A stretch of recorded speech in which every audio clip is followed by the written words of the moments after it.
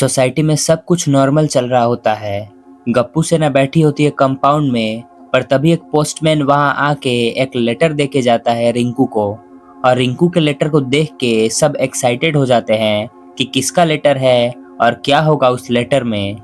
Rinku notice करता है कि उस लेटर पे इंडियन गवर्नमेंट का लोगो लगा हुआ है और उस पे छोटे अक्षरों में रिसर्च एंड एनालिसिस विंग लिखा हुआ है। और ये देख के रिंकू को समझ आ जाता है कि ये सबके सामने खोलने वाला लेटर नहीं है, और इसलिए वो सबके सामने बहाना कर देता है कि ये लेटर या तो उसके बैंक से आया होगा या तो उसके चाचा जी ने भिजवाया होगा। गप्पू सेना भी मान जाती है क्योंकि उन्होंने वो लोगो नहीं देखा था। और फिर रिंकू उस लेटर को अपने घर में ले जाके अकेले में पढ़ता है, जिसमें इंडिया की सीक्रेट एजेंसी RAW यानी रॉ की तरफ से मैसेज आया होता है कि रिंकू के पेरेंट्स को एनिमीज ने मार दिया है क्योंकि उनके रॉ एजेंट होने की इन्फॉर्मेशन किसी ने लीक कर दी थी। रॉ एजेंट्स का मतलब ऐसे लोग जो कि इंडिया के लिए सीक्रेटली स्पाई बन के काम करते हैं, जैसा कि रिंकू के मम्मी पापा करते थे। और फिर लेटर के लास्ट में सबसे चौंका देने वाली चीज होती है कि वो गद्दार जिसने ये बात लीक की है वो असल में गोपालधाम सोसाइटी में से ही है।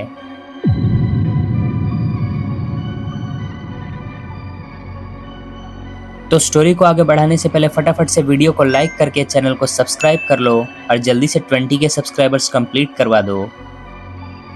रिंकू रात को ये लेटर पढ़ के बहुत रोता है और एट द सेम टाइम गुस्सा भी होता है कि आखिर किस गद्दार ने उसके माँ बाप की जान ले ली और उनकी इन्फॉर्मेशन बाहर फैला दी। अभी ये वो टाइम था जब रिंकू के माँ बाप कुछ टाइम पहले ही सोसाइटी में आ चुके थे और सबको अपने बारे में और अपने मिशन के बारे में बता चुके थे। रॉ ने लेटर में एकदम कंफर्म लिखा था कि गोपाल धाम में से ही किसी ने ये बात लीक की है। हालांकि किसने लीक की है ये बात रॉ को भी पता नहीं चला। अब इधर रिंकू बहुत ही दुखी होता है और माँ बाप की डेथ से ज्यादा उसे इस बात का दुख होता है कि जिस सोसाइटी पे उसे इतना ट्रस्ट था उसी ने उसके पेरेंट्स की जान ले ली। रिंकू ठान लेता है कि वो ये पता लगा के रहेगा कि आखिर ये गद्दार है कौन। वो ये बात गप्पू को नहीं बताता क्योंकि उसके बाद ये बात फैल सकती है और शायद वो गद्दार बच सकता है। रिंकू उसी रात निकल जाता है गोपालधाम सोसाइटी में और वहां जाके कब्दुल के दुकान के पीछे छुप जाता है। अब उस टाइम पे सोसाइटी के सारे जेंट्स सोडा पी के घर पे जा रहे होते हैं। थोड़े टाइम तक रिंकू पीछे से छुप के ऑब्जर्व करता है कि कब्दुल क्या कर रहा है।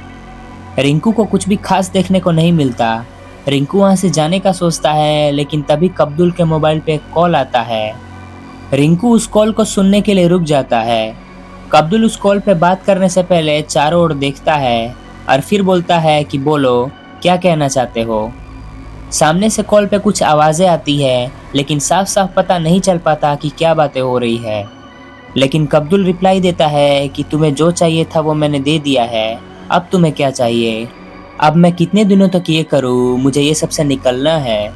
रिंकू जब ये सुनता है तब उसे कब्दुल पे शक जाता है कि कहीं यही तो नहीं जिसने दुश्मनों को ये सीक्रेट्स लीक की हो।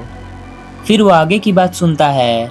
तब कब्दुल बोलता है कि हाँ हाँ मैं सब बताता रहूँगा, भरोसा रखो। और इसके बाद कब्दुल फ़ोन काट देता है। रिंकू को अब कंफर्म हो जाता है कि वो कब्दुल ही है जिसने सीक्रेट्स लीक की है। और इसके बाद वो बहुत रोने लगता है कि जिस सोसाइटी पे उसे इतना भरोसा था उसी के आदमी ने उसे धोखा दिया। कब्दुल दुकान बंद करके घर चला जाता है और रिंकू रोते हुए मंदिर के पास बैठ जाता है गार्डन में कि ये सब क्या हो गया उसके साथ। फिर वो कंफ्यूज होता है कि क्या उसे ये बात गप्पू और बाकी सबको बतानी चाहिए या नहीं। एक्चुअली में कब्दुल की बातें सुन के उसे अब ट्रस्ट इशू हो गया था और इसलिए वो डर रहा होता है कि कहीं अब उस पे खतरा ना आ जाए। लेकिन फिर भी उसे गप्पू पे भरोसा होता है। वो गप्पू को फोन लगाता है और उसे गार्डन में बुलाता है। वो बोलता है कि किसी को भी बताए भी ना आना और किसी को पता नहीं चलना चाहिए कि तुम मुझसे मिलने आ रहे हो। फिर थोड़े देर बाद गप्पू गार्डन में आता है और फिर रिंकू उसे सारी बातें बता देता है और उसे गवर्नमेंट का लेटर भी दिखाता है। गप्पू को भरोसा नहीं होता कि ये सब क्यों हुआ, बट रिंकू के आंसू को देख के तो कोई भी मान जाता कि रिंकू सच बोल रहा है। फिर उसके बाद रिंकू उसे कब्दुल की भी बातें बताता है और तब गप्पू बोलता है कि नहीं नहीं कब्दुल भाई ऐसा नहीं कर सकते, ये इम्पॉसिबल है। पर तब भी रिंकू बोलता है कि उसने अपने कानों से सुना है और बाद में वो अपने पेरेंट्स की कसम भी खा लेता है। अब इसी तरह रिंकू और गप्पू बात कर ही रहे होते हैं कि तभी एक आदमी के कदमों की आवाज उनको सुनाई देती है और वो लोगों को लगता है कि शायद कब्दुल वापस आ गया होगा और वो लोग छुप जाते हैं ये देखने के लिए कि कब्दुल क्या करता है। बट एक्चुअली में वो कब्दुल नहीं होता बल्कि कोई अनजाना आदमी होता है जो कि काफी लंबा होता है और सी विंग के नीचे खड़ा हो जाता है। वो आदमी चारों ओर नजर घुमाता है कि कहीं उसे कोई देख तो नहीं रहा।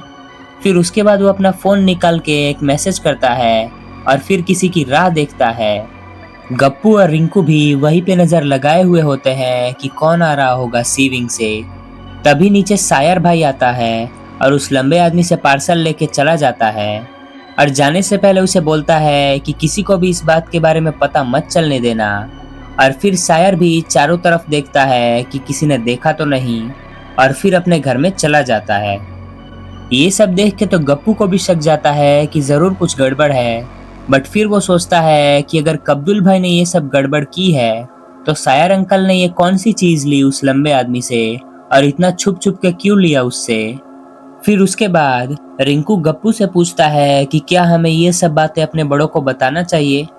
तभी गप्पू बोलता है कि नहीं नहीं, ये बात अगर सोसाइटी में किसी ने लीक की है इसका मतलब कोई भी हो सकता है और हम किस किस पे भरोसा करेंगे कि किसने किया है और किसने नहीं।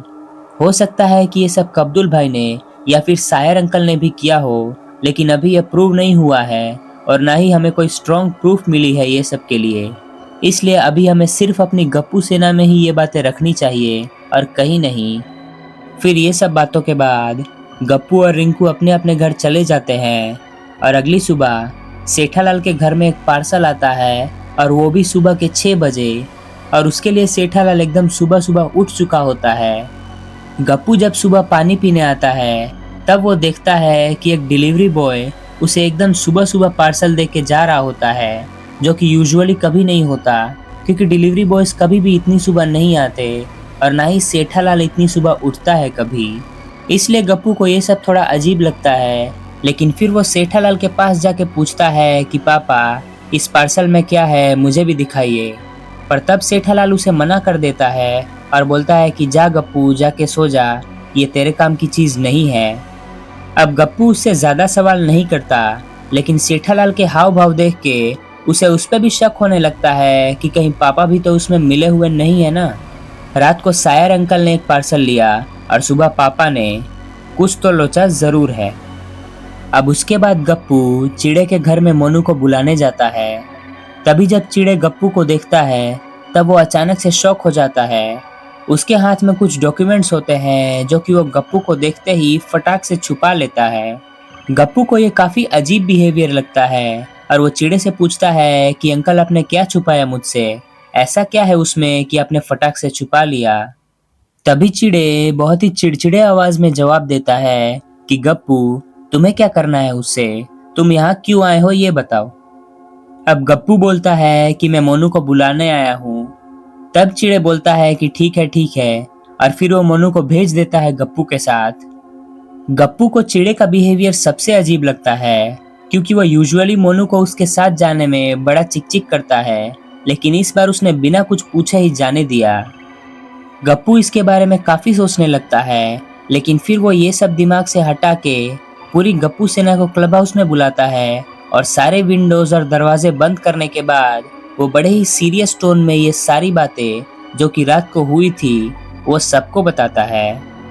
उसे अपने फ्रेंड्स पे पूरा ट्रस्ट होता है कि उनमें से कोई भी ये बात लीक नहीं करेगा और रिंकू को भी सेम ट्रस्ट होता है। उसके बाद गप्पू अपने पापा के पार्सल के बारे में और चिड़े के बिहेवियर के बारे में भी बताता है सबको, जिसको सुन के मोनू गुस्सा हो जाती है कि गप्पू उसके पापा पे शक क्यों कर रहा है। हालांकि गप्पू उसे सॉरी बोल के मना लेता है और बात वहीं पे शांत हो जाती है। फिर उसके बाद सब लोग डिसाइड करते हैं कि वो लोग दिन भर सब पे नजर रखेंगे कि कौन क्या कर रहा है, कहाँ जा रहा है और किससे मिल रहा है। आज का पूरा दिन वो लोग सोसाइटी में ही गुजार देते हैं और कुछ भी गड़बड़ देखने को नहीं मिलता, लेकिन रात के टाइम वो लोग देखते हैं कि रोडी सबसे छुप छुप के अपनी गाड़ी में कहीं पे जा रहा होता है। अब ये देख के जोगी अपनी मम्मी को फोन करके पूछता है कि पापा इतनी रात को कहाँ जा रहे हैं। तब उसकी मम्मी बोलती है कि वो किसी गाड़ी की डिलीवरी करने जा रहे हैं। अब ये सुन के जोगी ओके बोलता है और फोन रख देता है। वहीं दूसरी साइड तोतालाल कहीं पे बाहर जा रहा होता है और उसको देख के गप्पू सेना सोचती है कि उन्हें तोतालाल का पीछा करना चाहिए, क्योंकि वो घर में अकेला रहता है और उस पर नजर रखने वाला भी कोई नहीं है। इसलिए वो लोग रात के 10:30 बजे के आसपास तोतालाल का पीछा करते हैं। बाद में हमें देखने को मिलता है कि तोतालाल किसी लड़की से छुप छुपा के मिलता है और उसके बाद वो कुछ डॉक्यूमेंट्स देता है उस लड़की को। और जब गप्पू सेना उस लड़की का चेहरा देखने जाती है तब पता चलता है कि उस लड़की ने मास्क पहना हुआ है। वो लड़की अपने आजू बाजू देखती है कि कहीं गलती से उसे कोई देख तो नहीं रहा, लेकिन तभी उसकी नज़र गप्पू के ऊपर पड़ जाती है। और तो आखिर तोतालाल किससे मिलने गया था, वो लड़की है कौन, चिड़ो उन डॉक्यूमेंट्स में क्या छुपा रहा था, और आखिर सेठालाल और सायर ने पार्सल में क्या रिसीव किया, और इन सब में से असली स्पाई कौन है जो कि गद्दारों की तरह ये बात दुश्मनों तक पहुंचा रहा है। ये सब का जवाब आपको इसके पार्ट 2 में मिलेगा, तो फटाफट से पार्ट 2 कमेंट कर दो। वीडियो को लाइक करके ये चैनल को भी सब्सक्राइब कर देना ताकि ऐसी ही वीडियोस आपको मिलती रहे। तो आज के लिए बस इतना ही, मिलते हैं नेक्स्ट पार्ट में।